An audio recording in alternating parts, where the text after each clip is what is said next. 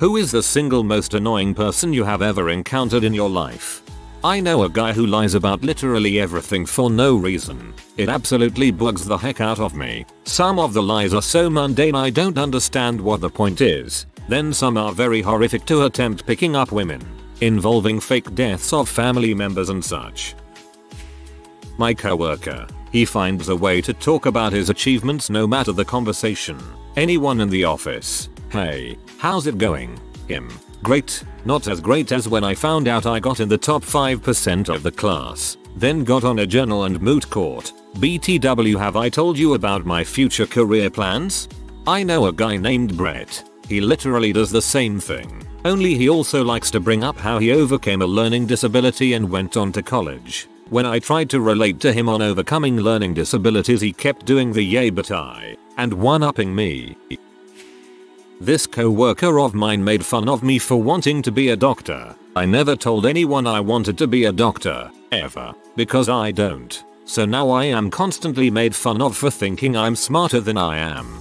Go get a doctorate. Jokes on them.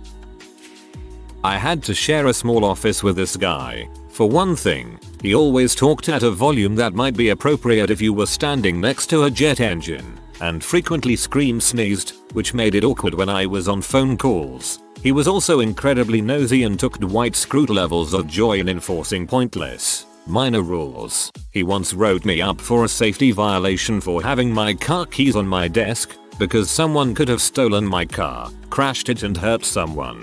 He once tried to go over my division manager's head when she bought me a new chair because he thought it was not from an approved vendor, it was. Also, everyone hated this guy so much that they would only speak to him through me. I have never been so happy at someone's retirement party. He once wrote me up for a safety violation for having my car keys on my desk, because someone could have stolen my car, crashed it and hurt someone. Prepare for the worst is what I always say. Co-worker is 60 years old and honestly, one of the most vapid humans I have ever met. She is just clueless. I don't know why she even still has a job, as she does about 1/3 or less of the work of any other person on the team, and she makes the same mistakes over and over again on the work she does do. She also talks non-stop, complains about everything, and has a flair for the dramatic. One example of this, she fell while walking at work, just fell on the flat floor. Anyway, reported it through O&S, as she should, because she hurt her foot and was sent for x-rays. They said she was fine. She insisted she wasn't and would play up big time for attention at work. My work bestie swears she saw her nursing the wrong dang foot one time. Anyway, she ended up seeing an orthopedic surgeon and he basically told her she was completely fine and absolutely did not need surgery. She was going around work accusing the surgeon of being in cahoots with workers' compensation because they didn't want to pay for her surgery. We live in Canada. The surgery would have been 100% covered by provincial healthcare. I suspect she wanted a big payout from workers' compensation but didn't get one, as no doctor would sign off on her needing to miss any work. The list goes on and on with this lady, including the most annoying laugh ever. But I am on maternity leave and already raging just thinking about going back to work with her in a 6 months, so I will leave it at this. My Craigslist roomie. She goes in everyone's rooms when they are not home, takes up the whole fridge, likes to binge eat in the living room and not clean up the massive aftermath, guilt us into hanging out with her and constantly tries to get us to do things for her, sends passive-aggressive texts, broke my chair by sitting in it and tried to hide it. She also yells when she is on the phone, and she is always on the phone. She takes things, she lies, she harasses our landlord so they hate us.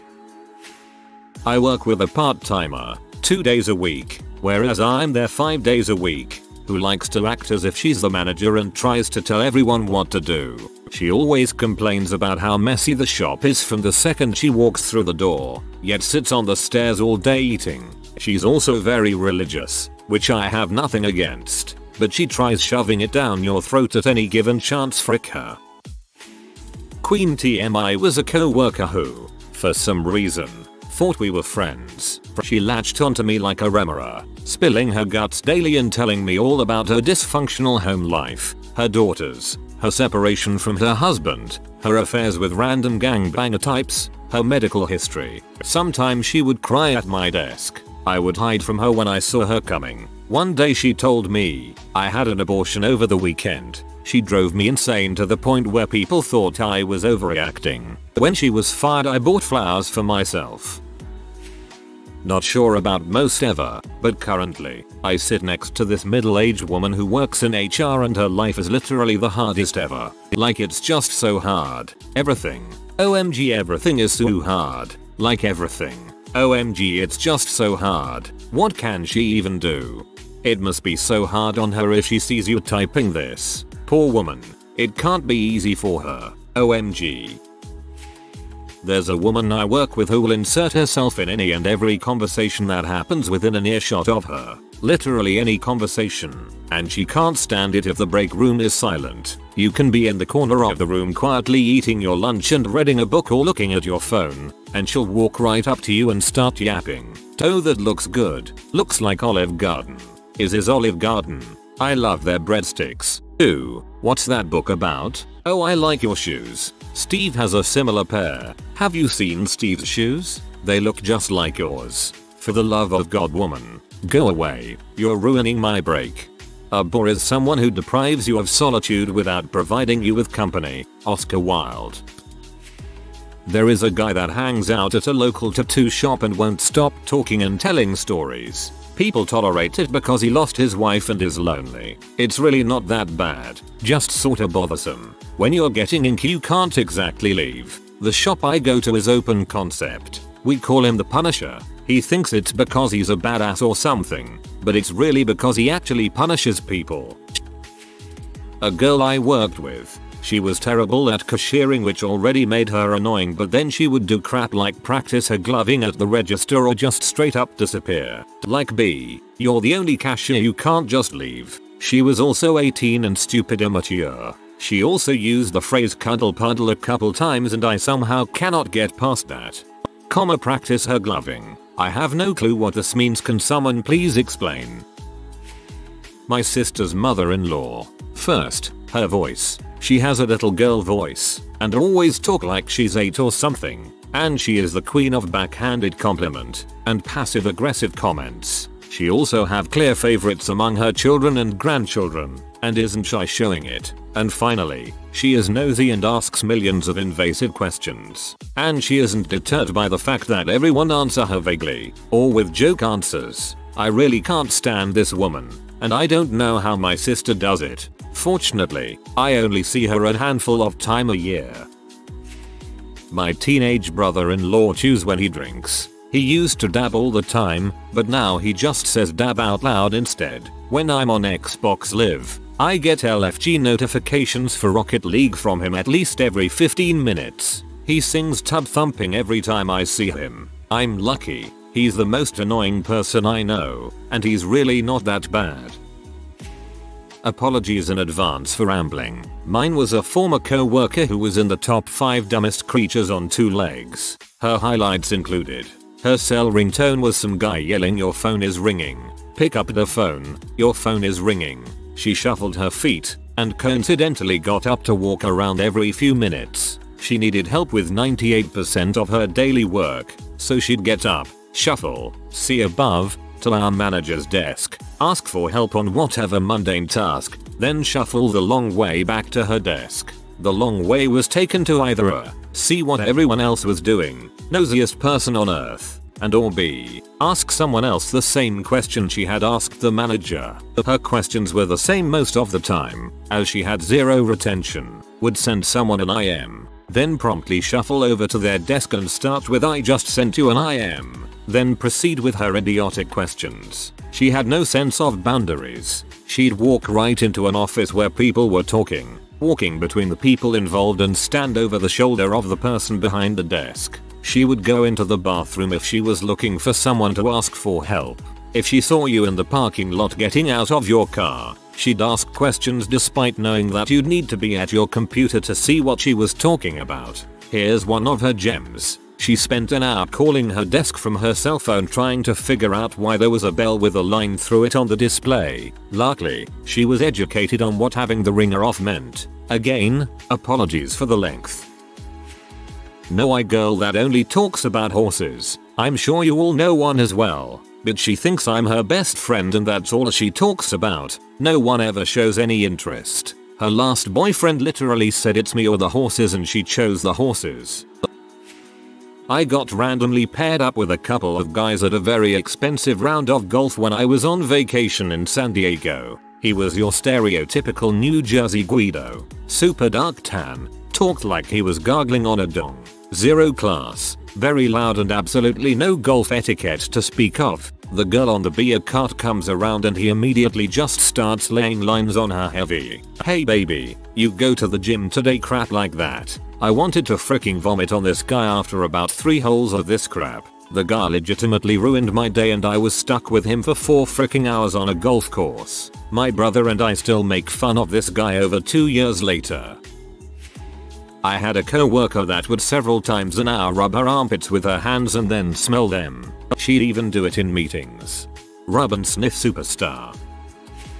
My sister-in-law. She's mid-20s but is socially stunted and acts like she's 14. She is a leech that lives on her parents' couch. They treated my husband like crap but she's the golden child, despite literally doing nothing but being a bee. If something is popular, she instantly has to rant about how much she hates it, even if she liked it before it became popular. There's non-stop swearing in daily convo which I never thought I'd think is an issue because no one else's swearing bothers me. But it's that she's a dang adult and swearing because it upsets her mom and she wants a reaction. She keeps saying she is going to move away to where her internet friends live. And please, be my freaking guest, leave. I feel like I'm dealing with a teenager. She basically was a pill the entire weekend we were all on vacation.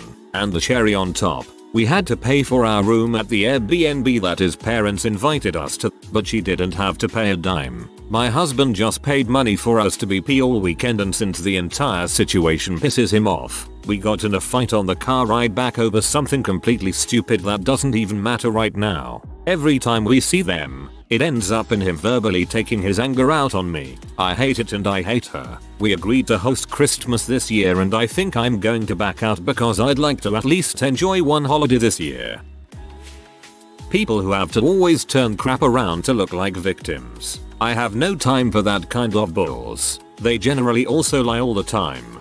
God yeah, my ex and his family were like this. They lived out of a trailer that they rented and his mother sold some pyramid scheme product and she always said if she could just make a little more money she'd be okay. But then she dropped large amounts on her MLM. Got one coworker who doesn't shut the frick up, like ever. Add to that, I work in a small office, so everyone can hear him when he speaks. He's also a massive Alex Jones fan and feels it's his God-given mission to spread the word of Jones and Jesus to all the interns. The rest of us tell him to frick off. We lack any sort of HR and the bosses treat him like a performing monkey so they are amused by his antics. Except when he starts stalking some of our clients trying to get a date and they tell him to cool it. How we are still in business, I will never know. People who know the least, know it the loudest. Oof, where to start? He was late for literally everything we ever planned. Usually 45 minutes, but occasionally up to an hour and a half. We missed several events because I made the mistake of asking him to drive. He would baby talk to my cats. Normally something like that wouldn't be a big deal, but he did it incessantly. It got to the point where I finally asked him to stop. I even apologized for even asking because I didn't want to be in butthole, but it was genuinely making me anxious. He responded by doing it more and smirking when he did. When we would hang out, at least 50% of the time he was complaining about his girlfriend, his job, his mother, etc. Most of the things he complained about were clearly his fault, but he was incapable of seeing it. He was 6 feet 5 inches, 350 pounds, and had long black hair down to his butt, and yet he would still wear a top hat. We see you, goth grimace, settle down. If we would watch a movie, he would always fall asleep during it, even if it was in the theater. Speaking of watching movies in the theater, we went to see the first Pirates of the Caribbean movie, and a mother with a young girl sat in front of us. My friend had a tendency to laugh like a drunk Viking when something even slightly amusing happened, so his voice was echoing around the theater for the entire movie. When he was awake, After one of his monster barks, the little girl turned around to look at him. He leaned in close to her and growled, "Do you have a problem?" I felt bad for him because he clearly struggled with some issues, so I maintained the friendship for clearly too long. The final straw came when he freaked out on me, came to my home, and beat the door so hard I felt the building shake from the second floor. In the back of the building. It's been more than 12 years at this point, and I still pull an ex-girlfriend when I see him in public, and I duck behind whatever I can to avoid him.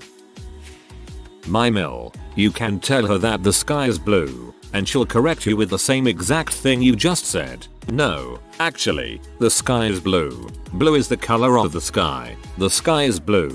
Actually, it's blue. Conversations with her range between tedious and infuriating. Same here, but my Mill will also add that there is some study about how the sky could give you cancer, then tell a story about herself that's vaguely correlated to the sky. It's exhausting.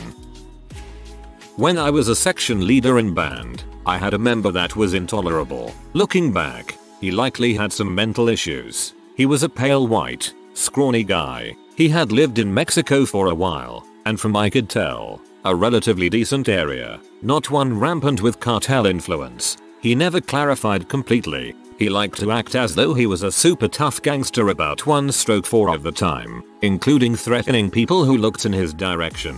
Another 1/4 of the time he was trying to share his drawings of medieval weaponry and how cool he thought they were. Then, 1/4 of the time he would get very preachy about non-violence and peace, seemingly forgetting that he threatened to cuss someone the day before, or his discussion of a medieval lance 2 days before. The rest of the time he was just oblivious to the world, which made keeping him on the same page for practice ridiculously taxing. As a high schooler, and having a crappy band teacher, it was extremely annoying to deal with. The worst though, was the time right before a competition he leaned in and whispered something to me. We were just off the stage, so leaning in and whispering was normal. Then, and even now, I have no idea what he said. His breath was the single most disgusting smell I had ever encountered. It was like rotten meat fermented in pickle juice left in the sun. It was so bad, I literally grabbed a timpani so that I wouldn't fall over and vomit. On top of all of that, he thought was he flawless. So, when I pointed out that he played something wrong, or was out of sync, fast, slow, etc., he'd either say it's all good or freak out yelling. We have this girl in our circle, let's call her Bella. Now, Bella is fine if you hang out with her alone. If you hang out with her in a group, she has to be the smartest one there. She will let you know that she's far superior than everyone else because she used to live in Switzerland. She can speak French, and that she's pursuing a degree in the STEM field. She's coming back from summer abroad this week and she asked me to get coffee with her. I don't mind her, but I'm really hoping it's just the two of us. The way I deal with people like this is to use the phrase "how nice for you." If said correctly, it's a great way to say nobody cares without sounding too much like a douche. My previous boss, she's a self-proclaimed God-loving Christian woman and perfect mom and wife. Yet, she lies about everything. She's cheated on her husband and flirts her way into everything. Everybody loves her. I really don't understand why, because it's all fake. Roommate in college. Constant one-upper. You did something. Well, he did it better, while multitasking, with a migraine. Completely lacked any sense of personal space when it came to others and their things. 2. You have a laptop? Let me use it. 2. My desktop?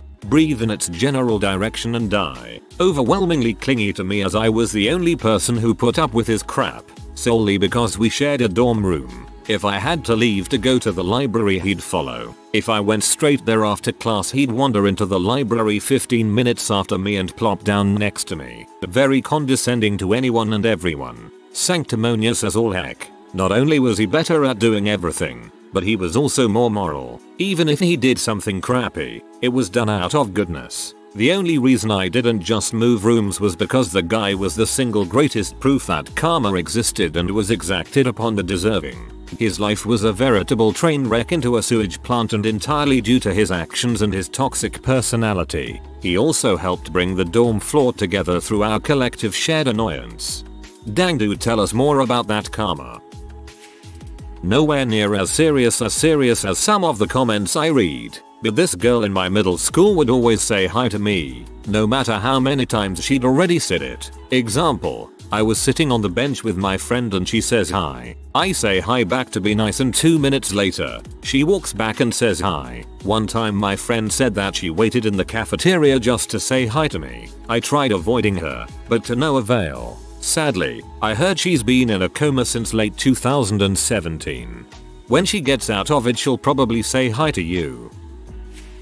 My stepmother when growing up was a very abusive, mean and haughty piece of work. Some members of her family were okay, but her mother was the same. Her mother had, for whatever reason, seeing as how he was treated, a special needs kid, a boy who was maybe around 12 when I was 14/15. His mother expressed no interest in him, since she was a selfish addict and he quite possibly had a diagnosis, my best guess being ADHD or Asperger's, or both. Anyway, they treated him like absolute crap.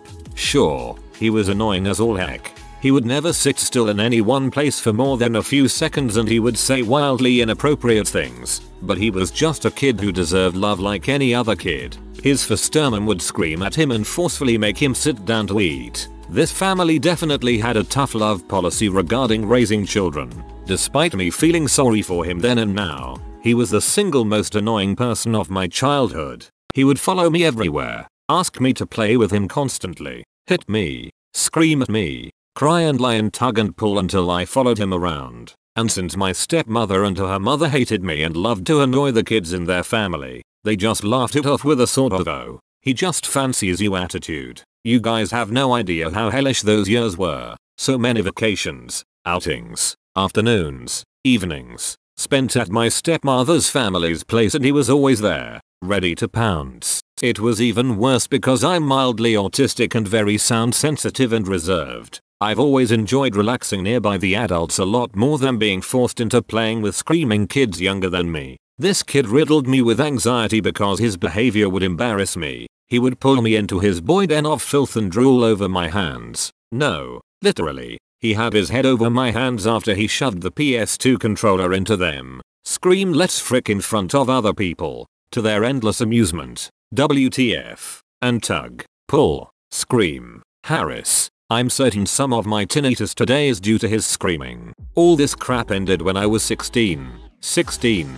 TL. DR. 12-year-old kid harassed, teased and screamed at me and the adults in my life forced him upon me, even though I repeatedly told them I didn't like being near him. Jesus Christ. I hope you are out of that heck. I have a brother who wasn't tested for anything despite everyone else being tested. He is the most obnoxious, annoying piece of crap that I have met in all the years of my life. If it wasn't for him my family could be described as somewhat functional.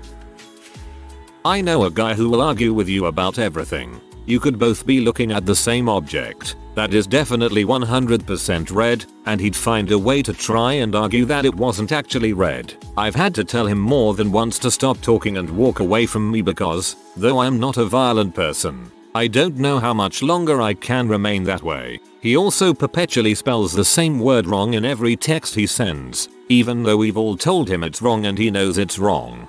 A guy exactly like this used to be into me, and when I told him why it's never gonna work out between us, because he argues about everything and anything, he started arguing with me about why he thought differently. Block that number.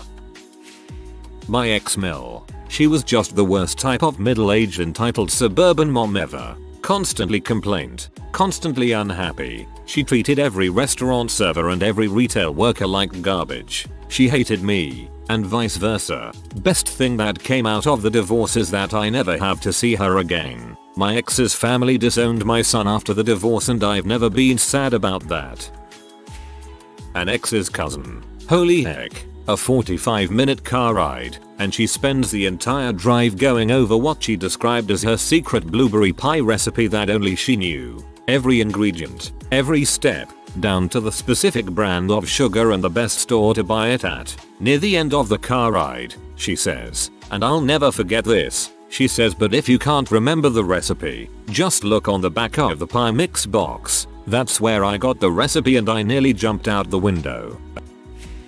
There was this guy I knew who was at the intersection of so incredibly many unfortunate personality traits. He was a near compulsive gamer and very gaticky about it. If anybody, especially a girl, mentioned a game around him, he immediately would start grilling them about nonsense. Then declare they weren't a real gamer because they didn't remember what color the armor on the main character's left elbow happened to be or whatever. Think of any cliche: a clueless, white, straight, upper class, sheltered, socially awkward stereotype of a dude could utter, and he probably has said or defended it in public at some point. Everything from since slavery ended, reverse racism has taken over to you triggered. Snowflake. Thankfully, he was out of my life by the time the last presidential campaign picked up steam, but I would have been totally unsurprised to see him in a MAGA hat. He was always complaining about how he had trouble dating because we are so shallow. They don't like me because I'm short, as though his personality was not birth control enough.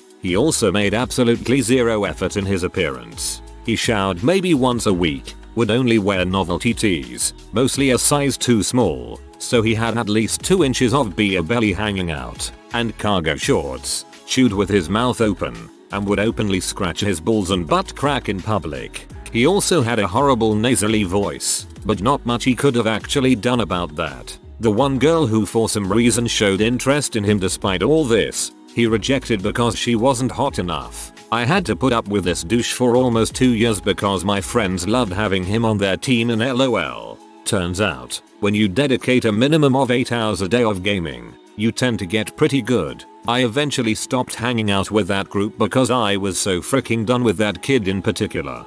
I had a friend who was like high plat that was insufferable and toxic as heck, yet somehow he always ended up in the group games. No life and all league makes for some awful character defects. Seth. He was a notorious snitch and pronounced his L's with W's, so it was always I'm chewing. Had a face that looked like Speedy Gonzales but with a ring of crust around his lower lip upper chin at all times. Would interrupt class with his little snitch reports and was rewarded for it. Teacher would be reading out loud and all of a sudden Wikwawanch and Twavis are talking out loud to each other. Just looked him up on Facebook. Thanks to this thread, looks like he turned out to be a great guy with a lovely looking family. Seems as though we have the same political views. Rides dirt bikes, ATVs and roots for a lot of the same sports teams. But frick him. Seth sort of sounds like someone who might be mentally disabled. If you are new to the channel, you can subscribe. I publish new videos every day. Until then, check another video.